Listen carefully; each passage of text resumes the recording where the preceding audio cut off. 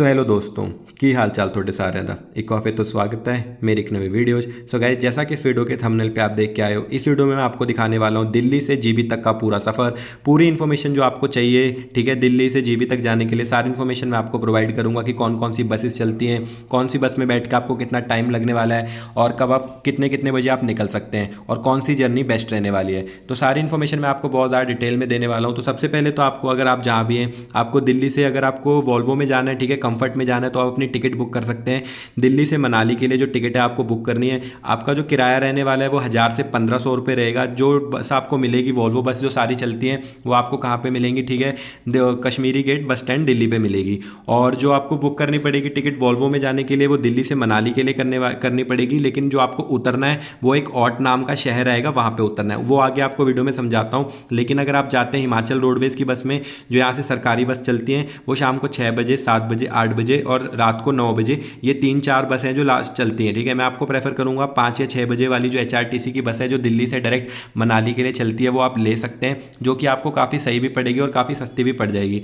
मतलब 300-400 रुपये आप अपने बचा लेंगे अगर आप देखेंगे तो। लेकिन अगर आपको कंफर्ट में जाना है तो मैं आपको रेकमेंड करूंगा कि आप वॉल्वो बस बुक कर लें मनाली तक की। अगर आपका जो ऑपरेटर है वो आपको ऑट तक टिकट देता है तो आप ले सकते हैं, लेकिन कोई भी ऑपरेटर मानता नहीं है। वो जो टिकट है मनाली तक के ही पैसे लेते हैं और उसके बाद आपको ऑट में उतार देते हैं। तो आज का जो हमारा सफ़र रहने वाला है वो दिल्ली से ऑट तक का रहेगा। जो सबसे पहले आपको बस लेनी है वो रहेगा 450 किलोमीटर का सफ़र हम तय करने वाले हैं दिल्ली से ऑट का। ये जो बस मैंने पकड़ी थी शाम की 7 बजे की थी, अंधेरा पूरा हो चुका है और दिल्ली से निकल चुके हैं। आज का जो रूट है हम पूरा फॉलो जो करने वाले हैं वो रहेगा दिल्ली, पानीपत, करनाल, अंबाला, चंडीगढ़, रोपड़, कीरतपुर साहिब, बिलासपुर, सुंदरनगर, नहर चौक, मंडी और फाइनली फिर आपकी आएगी ऑट टनल। और ऑट टनल क्रॉस करने के बाद हम पहुंच जाएंगे ऑट। लेकिन उससे पहले हमको काफ़ी मुश्किलों का जो सामना करना पड़ेगा। जो आपका ये वाला सफ़र है, ठीक है, दिल्ली, पानीपत, करनाल, अंबाला, चंडीगढ़, रोपड़, कीरतपुर, बिलासपुर, सुंदरनगर तक आप बहुत आसानी से, ठीक है, मंडी तक भी बहुत आसानी से पहुंच जाएंगे क्योंकि उस रास्ते में कुछ ज़्यादा ख़राब भी नहीं है। लेकिन जैसे ही आप मंडी क्रॉस करेंगे, पंडोहा डैम के पास इस बार जो लैंडस्लाइड आई थी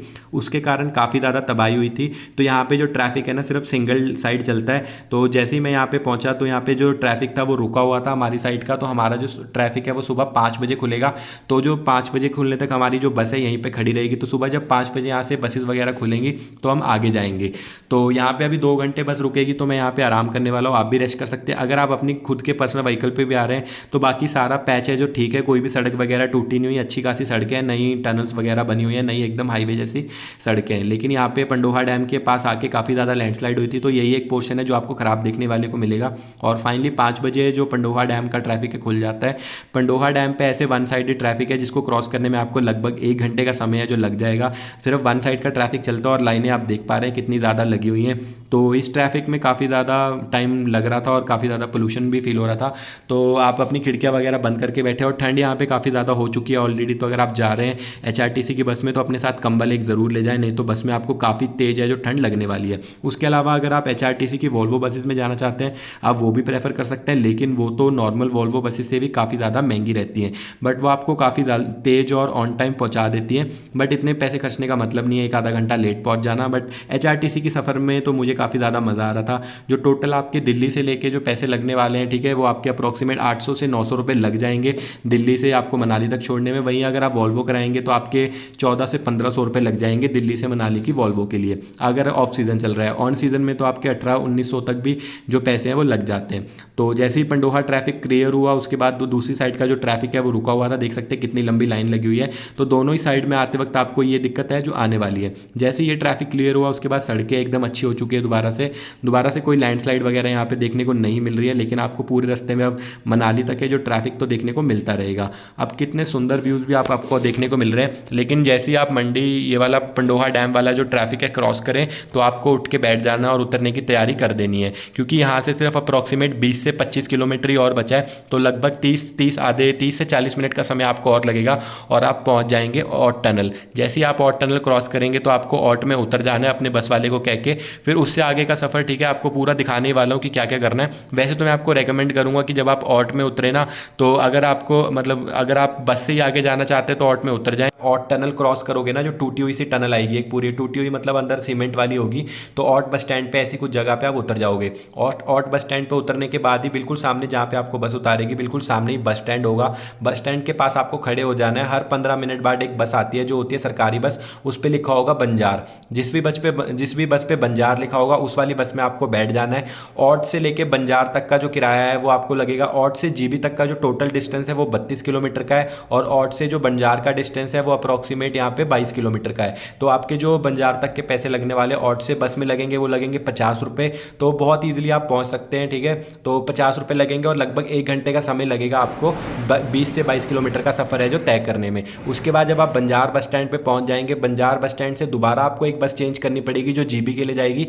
वो भी वहाँ पे आपको वेट करना पड़ेगा। हर 1 घंटे बाद है जो जीबी के लिए बस आती है, उस बस के ऊपर लिखा होगा जलोरी पास के लिए बस। तो जो भी बस जीबी जा रही होगी आपको बंजार से वो उस बस में बैठ जाना है। वो 30 से 40 मिनट का समय और लेगी और आप पहुँच जाएंगे जीबी। जो किराया लगेगा आपका वो लगेगा 15 रुपये, ठीक है। और अगर आप प्राइवेट बस में जाते तो आपके लगेंगे 25 रुपये।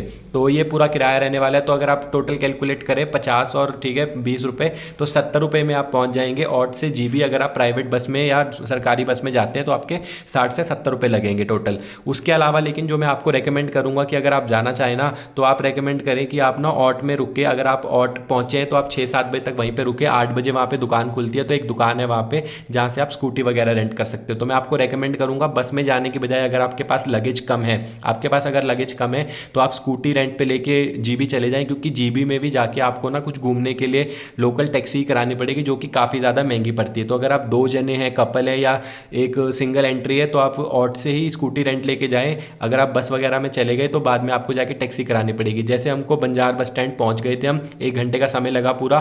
तो 9 बजे चले थे, 10 बजे तक बंजार बस स्टैंड पहुंच गए थे। बंजार बस स्टैंड पहुंचने के बाद हमको जो जीबी के लिए अगली बस थी ना वो 1 घंटे बाद थी 11 बजे।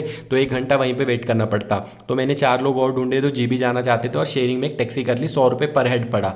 तो ये बहुत दिक्कत आती है कि वहाँ पे जाके आपको टैक्सी से ही घूमना पड़ेगा अगर आप अपनी स्कूटी नहीं लेके जाते। तो इसके यहाँ पे जितने भी टूरिस्ट प्लॉट्स हैं, टूरिस्ट प्लेसेस हैं, उस पर भी आपको सारी टैक्सीज लेके जानी पड़ेगी जो कि काफ़ी ज़्यादा कॉस्टली पड़ जाता है। तो मैं आपको रेकमेंड करूँगा कि आप ऑट बस स्टैंड पे उतर के स्कूटी वगैरह रेंट कर लें, या आप आगे भुंतर में जाके स्कूटी रेंट करके फिर स्कूटी या बाइक लेके आप जीबी चले जाएँ, जिससे कि आपका काफ़ी ज़्यादा खर्चा बच जाएगा। अगर आप स्कूटी रेंट करते हो तो आपको 800 पर डे का रेंट देना पड़ेगा। तो टोटल अगर आप 3 दिन के लिए भी जीबी जा रहे हैं तो अप्रॉक्सीमेट 24 से 3,000 के आसपास आपको रेंट देना पड़ जाएगा, ठीक है। 2,800 रुपये के आसपास आपने रेंट दे दिया। उसके बाद अगर आपका 400-500 का भी पेट्रोल डल गया तो 3,000-3,500 रुपये में आपकी पूरी ट्रिप डन हो जाएगी, घूमना फिरना आना जाना इंक्लूड करके।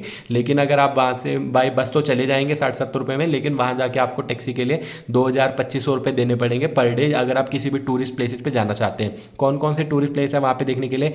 लोकल जीबी में 2 टूरिस्ट प्लेस है देखने के लिए, एक तो जीबी वाटरफॉल है, एक मिनी थाईलैंड है। उसके बाद बाकी टूरिस्ट प्लेस देखने के लिए आपको जाना पड़ता है जलोरी पास, जो कि जीबी से 10 किलोमीटर आगे है। एक सोजा विलेज है जहाँ पे सोजा वाटरफॉल है, वो देखने के लिए भी आपको टैक्सी करानी पड़ती है। तो इन 2 स्पॉट्स पे जाने के लिए टैक्सी वाले आपसे आने जाने का अप्रॉक्सीमेट 3,000 रुपये जो किराया ले लेते हैं, जो कि काफ़ी ज़्यादा महंगा पड़ता है। तो आप भी अगर जीबी जाना चाहते हैं तो मैंने आपको पूरा बता दिया, फिर भी कोई डाउट वगैरह नीचे बता सकते हैं। ये आज का मेरा रूम रहने वाला है जहाँ पे मैं रहने वाला हूँ। अगर आपको भी जीबी में ट्री हाउस एक्सपीरियंस करना है, कॉटेज में रहना है पूरे लक्कड़ के ऐसे व्यूज़ के साथ, ऐसे इसी कॉटेज में रहना है, तो आप मुझे नीचे इंस्टाग्राम पे मैसेज कर सकते हैं। मैं आपके लिए कॉटेज है जो बुक करवा दूंगा डिस्काउंट प्राइजेस के ऊपर। बाकी अगर आप खुद बुक करना चाहते हैं तो ऑनलाइन सारी वेबसाइट पे यहाँ पे सारे कॉटेज वगैरह ट्री हाउस वगैरह अवेलेबल है। तो मुझे तो काफ़ी ज़्यादा मज़ा आया ट्रिप में। लोकल सबसे बेस्ट अट्रैक्शन जो मुझे लगी वो कौन सी लगी? जीबी वाटरफॉल लगी। खाने पीने के लिए आपको यहाँ पे ज़्यादा कुछ खास मिलने वाला नहीं है, तो बहुत कम है ऑप्शंस, तो आप टाइम से खाना खा लीजिए। और 6-7 बजे के बाद यहाँ पे सब कुछ बंद हो जाता है, तो जितनी जल्दी हो सके आप खाना वगैरह खा सकते हैं। जो हॉस्टल मुझे सबसे अच्छा लगा जिसकी लोकेशन थी वो थी मैट पैकर हॉस्टल। तो अगर आप हॉस्टल में अपनी बुकिंग वगैरह कर रहे हैं तो booking.com से आप मैट पैकर जो हॉस्टल है उसको बुक कर सकते हैं। उसके अलावा अगर आपको कोई भी टिप्स चाहिए जीबी जाने के लिए या क्या क्या चीज़ें आपको करनी है वो सारी मैं आपको और डिटेल में बता दूंगा। रेंट करने के लिए अगर आप बाइक वगैरह से आ रहे हैं, स्कूटी वगैरह से आ रहे हैं, स्कूटी वगैरह जो आपको ऑट में मिल जाएंगे। अगर आपको बाइक्स वगैरह रेंट करनी है उसके लिए आपको भुंतर जाना पड़ेगा, तो आप अपनी टिकट भुंतर वगैरह की कटा सकते हैं। भुंतर में उतर के अपनी सुबह वाली बस से वहाँ से रेंट करके दोबारा से आ सकते हैं जीबी की तरफ। तो ये थी पूरी इन्फॉर्मेशन। आई होप आपको वीडियो पसंद आई होगी। वीडियो पसंद आए तो लाइक शेयर एंड सब्सक्राइब।